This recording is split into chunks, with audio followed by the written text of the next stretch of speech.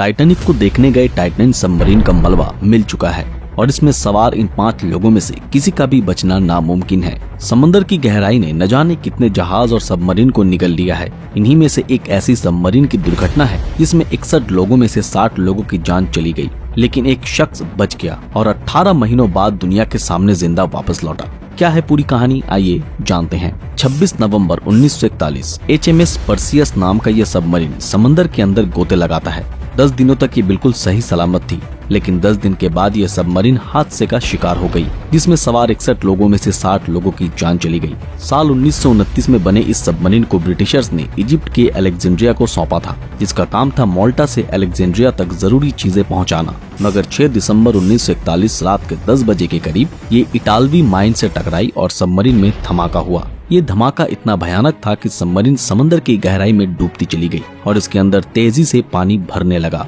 इस वक्त Perseus submarine में कुल 61 लोग सवार थे। इन्हीं में से एक था जॉन केप्स, जो इस हादसे में जिंदा बच पाने में कामयाब हुआ। धमाके के वक्त जॉन अपने बंकर में सो रहा था, लेकिन ये धमाका इतना जबरदस्त था कि जॉन बंकर से नीचे गिर पड़ा, मगर किसी तरह उन्होंने खुद को संभाला। पर धमाके की वजह से सबमरीन की लाइट ऑफ हो गई और चारों ओर घना अंधेरा छा गया। पर खुशकिस्मती से उनके हाथ एक टॉर्च आ गया, जिसकी मदद से जॉन इंजन रूम तक आने में सफल हुए। इस वक्त तक ये सबमरीन समंदर की तलहटी में लगभग 170 फीट की गहराई में जाकर रुक गई।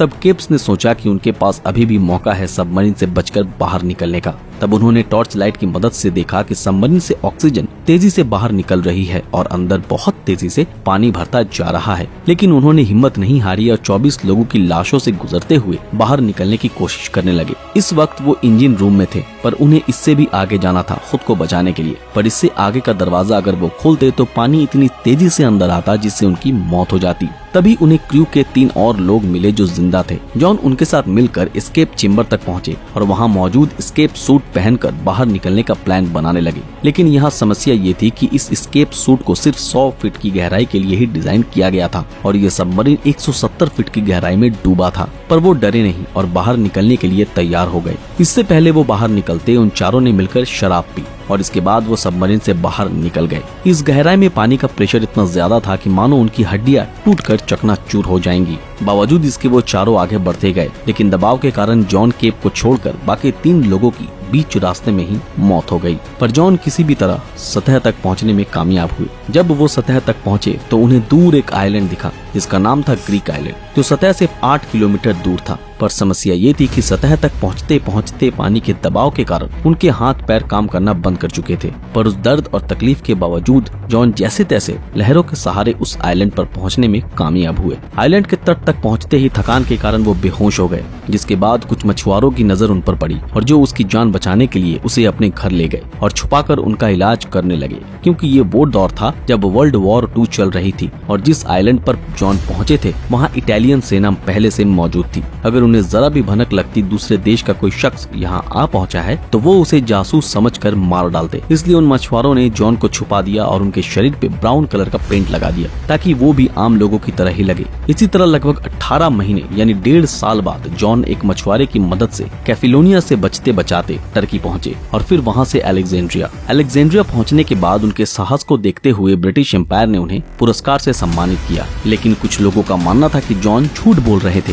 वो कभी उस सबमरीन में थे ही नहीं, क्योंकि सबमरीन में सवार लोगों की लिस्ट में जॉन का कहीं नाम नहीं था। इसके अलावा चेम्बर के नट बाहर से बंद होते हैं, ऐसे में वो बाहर कैसे निकले? और ना ही जॉन के पास उस सफर से जुड़ी कोई सबूत थी जो ये साबित कर सके कि जॉन सच बोल रहे हैं। इस घटना को बहुत साल बीत गए और 1985 में जॉन की मौत हो गई। लेकिन उनके मृत्यु के 12 साल बाद 1997 में उनकी इस कहानी की दोबारा से जांच की गई। क्या जॉन सच बोल रहे थे या उनकी कहानी मनगढ़ंत थी? पर आपको जानकर आश्चर्य होगा कि जॉन बिल्कुल सच बोल रहे थे, क्योंकि जो जगह उन्होंने बताया ठीक उसी जगह से सबमरीन का मलबा मिला। इसके अलावा सबमरीन के बंकर बिल्कुल वैसे ही थे जैसा जॉन ने बताया था। उनके बयान के अनुसार एस्केप चेम्बर का गेट भी खुला था। जॉन ने ये भी बताया था कि उन्होंने बाहर आने से पहले शराब पी थी। वहाँ से शराब की बोतलें भी बरामद हुई, जिससे ये साबित हो गया कि जॉन की कहानी बिल्कुल सच्ची थी। इसके बाद उन पर कई डॉक्यूमेंट्रीज भी बनी और साल 2000 में बनी द पर्सियस सर्वाइवल नाम की डॉक्यूमेंट्री को तो लोगों ने खूब पसंद किया। जॉन की ये सर्वाइवल स्टोरी काफी हैरान करने वाली है, लेकिन हर किसी की किस्मत जॉन केप्स जैसी नहीं होती, वरना टाइटन सबमरीन में सवार 5 लोग भी जिंदा लौट पाते।